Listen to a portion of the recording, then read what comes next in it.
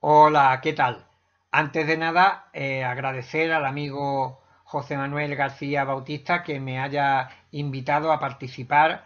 en el tercer Congreso Círculo Mercantil de Sevilla, dando una ponencia sobre ufología en una jornada que se van a desarrollar durante toda una semana en la que vamos a participar diferentes investigadores, periodistas y estudiosos de los temas fronterizos con la ciencia en un magnífico evento que creo que os va a gustar a todos, y también agradeceros a los que vais a estar detrás de la pantalla asistiendo a este, como digo, congreso virtual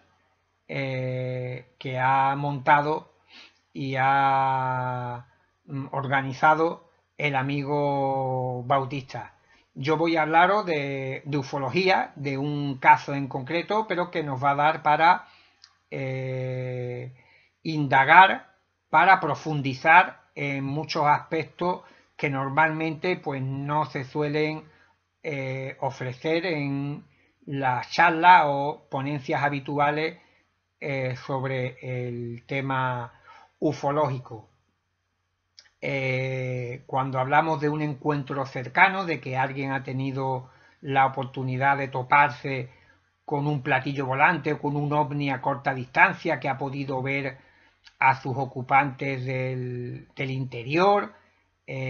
pues a todos se nos viene a la mente un lugar apartado, una montaña, un desierto, una carretera secundaria, la noche, la niebla, la lluvia, con una especie de escenario propenso a que acoja este tipo de manifestaciones. Pero, curiosamente, el fenómeno ovni, la casuística, nos demuestra todo lo contrario. La mayoría, la mayoría de sucesos, de avistamientos, de encuentros cercanos ocurren en las proximidades de la vivienda de los propios testigos. No tienen que irse muy lejos para tener un encuentro cercano. Incluso muchos de estos sucesos no suceden en granjas apartadas, en caseríos, en ranchos, como a muchos se os habrá también venido a la cabeza cuando hablamos de este tipo de situación. Ha habido encuentros cercanos en urbanizaciones de chalet, eh, en medio de una ciudad, en medio de rascacielos y en medio de gran actividad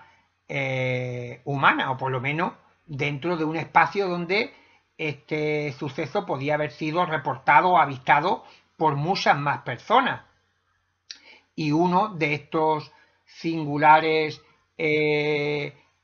episodios ocurrió en Málaga, a finales de la década de los 70, entre el año 79 y 80, la testigo no lo recuerda exactamente. Esta persona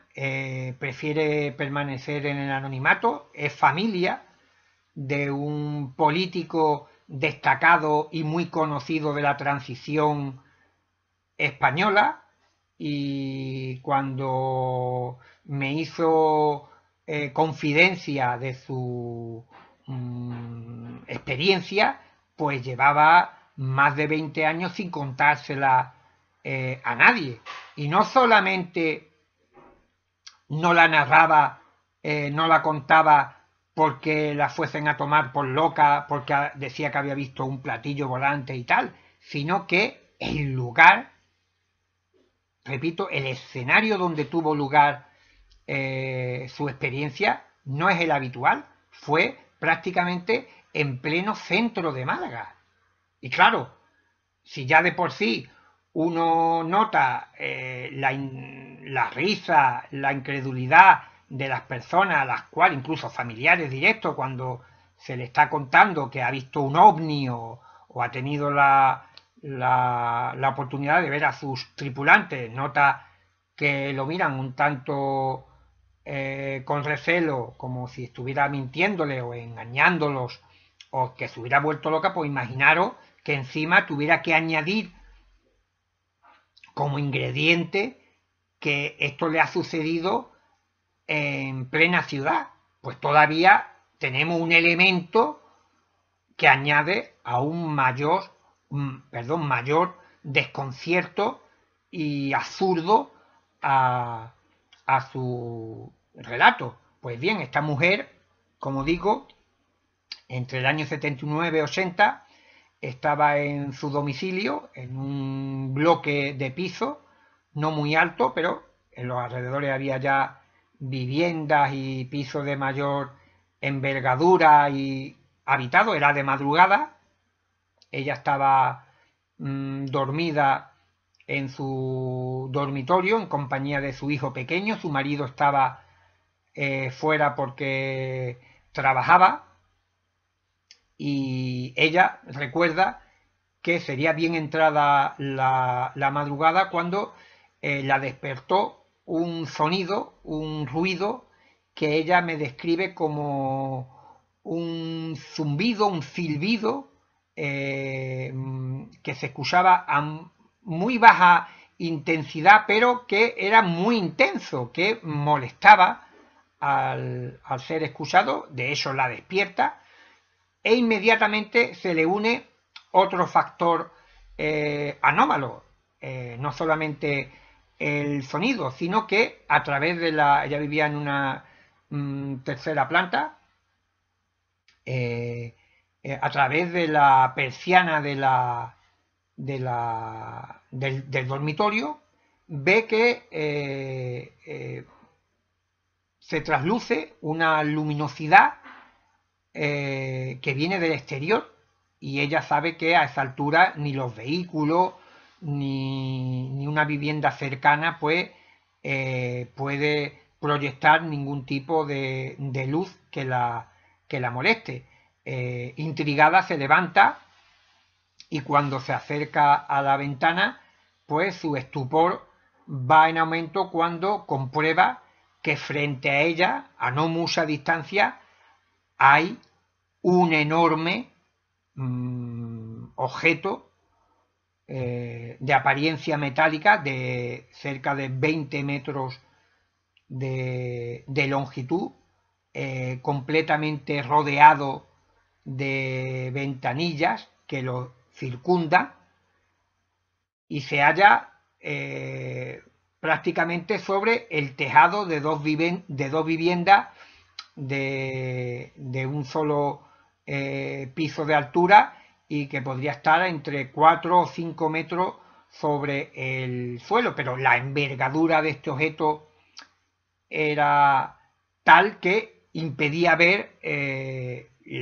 las casas, puesto que se encontraba, como digo,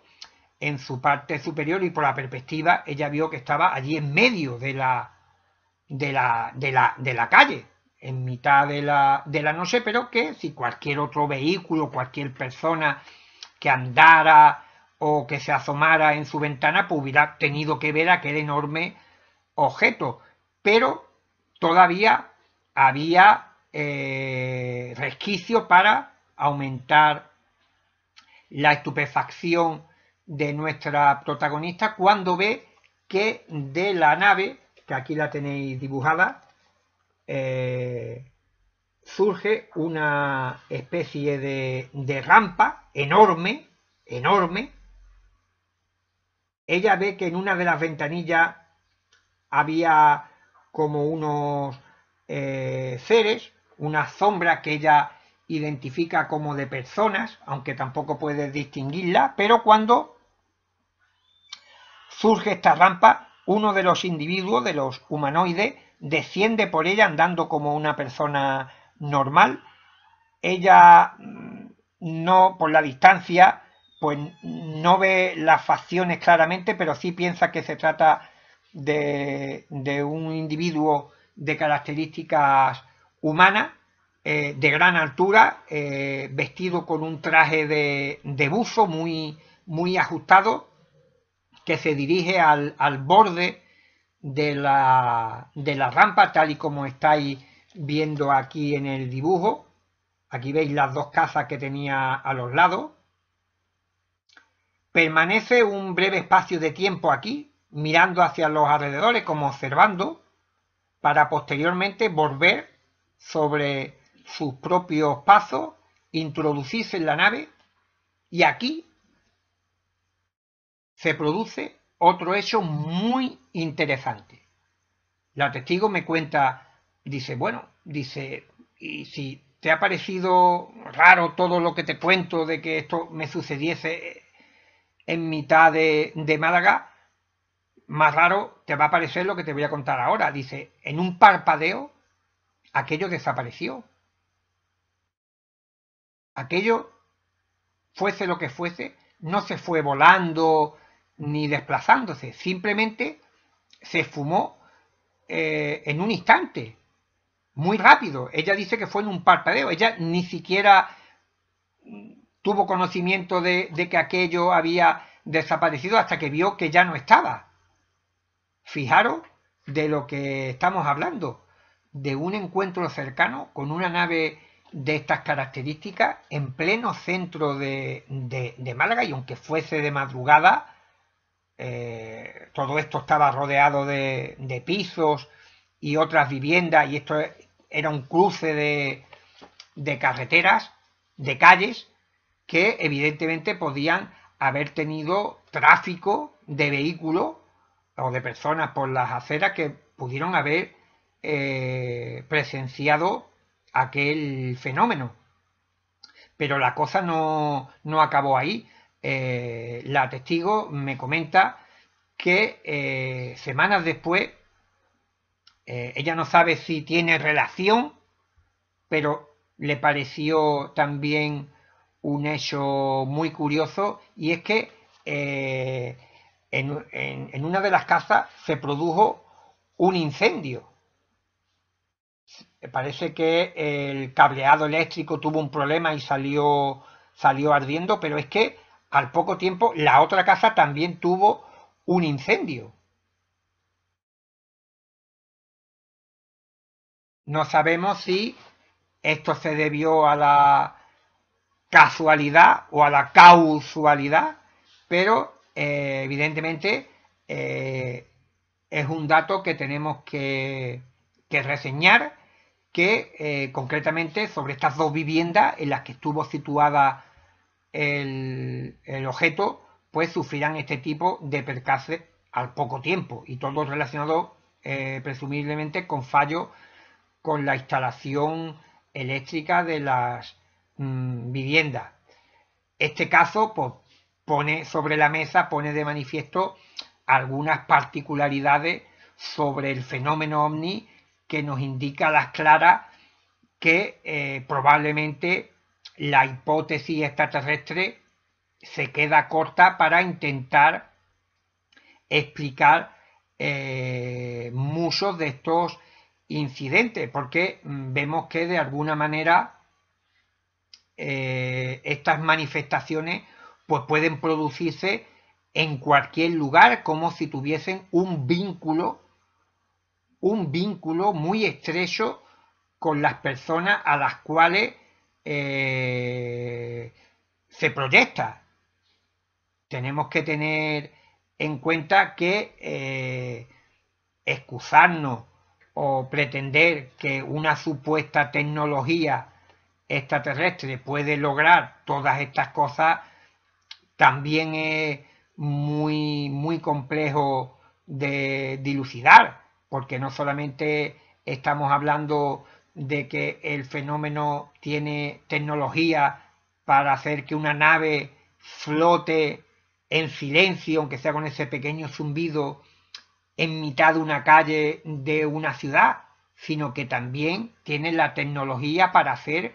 que este hecho solamente sea observado por una sola persona. Y como no estamos hablando de un único incidente, sino que son muchísimos los testigos que informan de este tipo de situaciones, pues tenemos que tener en cuenta de que el fenómeno ovni sea lo que lo provoca, tiene una estrecha relación con los observadores, mucho más de lo que ha señalado hasta el momento la ufología clásica, de lo que intentan trasladar los ufólogos más ortodoxos, los que piensan que estas naves son de chapas, tuercas y tornillos. ¿Por qué? Porque tenemos que tener en cuenta de que en otros sucesos, en otros episodios ocurridos en España, en el mundo, no volvemos a encontrar esta misma nave, ni a exactamente este mismo tipo de ocupante. Tenemos la misma escena, pero los actores implicados son distintos. Entonces, la teoría de los extraterrestres, de alguna manera, tiene que también responder a por qué cada persona parece que lo percibe de una manera diferente. Y no estoy hablando de un problema de cognición, ni de interpretación, ni de codificación, ni a la hora de trasladarlo o de contarlo, de narrarlo. Cada persona utilice un lenguaje por su cultura, sus estudios, su profesión o idiosincrasia y que lo pueda explicar de una manera u otra, sino que estamos hablando que hay una serie de diferencias que son sustanciales e importantes. Hablamos de diferencias en tamaños de objetos que varían en varios metros y que los ocupantes, los ufonautas, o son más pequeños o son de una estructura morfológica diferente, o llevan escafandra o tienen las extremidades más largas. Por tanto, estamos viendo,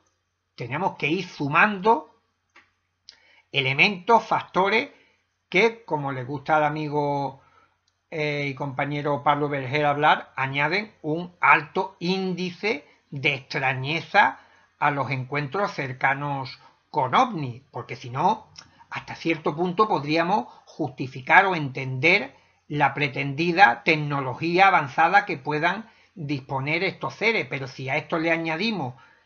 que prácticamente cada incidente, cada encuentro nos ofrece variantes infinitas de unos mismos conceptos, o sea, la nave y los seres varían muchísimo de un caso a otro,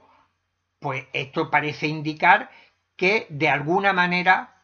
los testigos, los observadores, las personas que tienen este tipo de experiencia no son meros observadores, no son cronistas asépticos de una visión que se produce fortuita o casual, como cuando tú te asomas a la ventana y tienes la oportunidad de ver un vehículo que pasa por la puerta de tu calle, sino que parece que el paradigma elige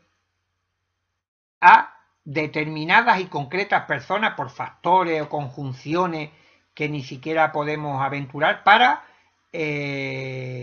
manifestarse, para mostrarse, y independientemente que se encuentren en una carretera apartada conduciendo su vehículo o estén, como esta buena mujer, durmiendo en su céntrica casa en Málaga, pues se topen con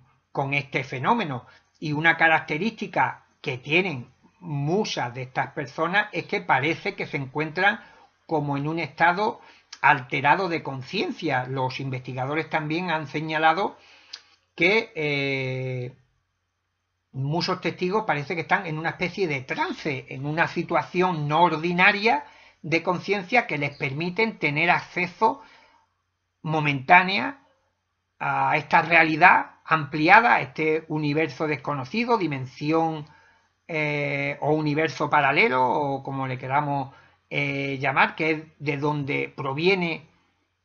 este paradigma, y que puedan tener acceso a este tipo de encuentro, y por eso os comentaba que parece que esa vinculación entre las personas y el paradigma pues no solamente hace que puedan tener esta sensación de aislamiento sensorial, de que todo eso que se está produciendo, que se está manifestando ante sus ojos sea solamente exclusiva para él, porque yo estoy convencido que si otra persona se hubiese asomado a su ventana, hubiese andado por la calle, probablemente no hubiera visto nada. ¿Por qué? Porque el fenómeno se estaba dirigiendo exclusivamente a esa persona, e incluso la forma en la cual elige proyectarse o presentarse delante de los individuos parece estar también muy en relación con el contenido no solamente intelectual, sino cultural y social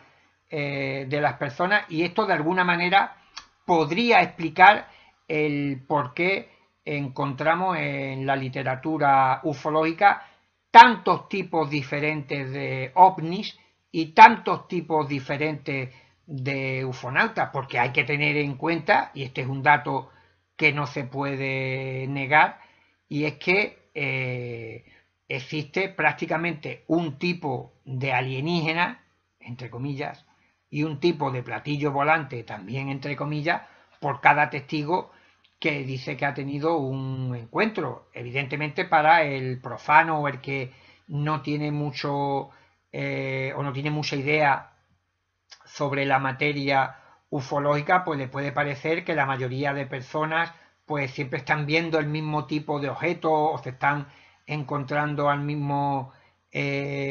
ufonauta una y otra vez, y esto sin embargo pues no se ajusta a la literatura ufológica, sino que tenemos una serie de sucesos uno detrás de otro que parecen indicar que las manifestaciones se reinician desde cero en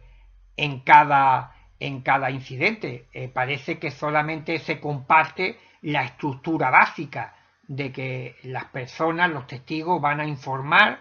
van a contar que han visto un objeto descender del cielo y del cual van a descender una serie de ocupantes, pero cada testigo va a introducir una serie de modificaciones tanto en la nave como en los ocupantes que no vamos a encontrar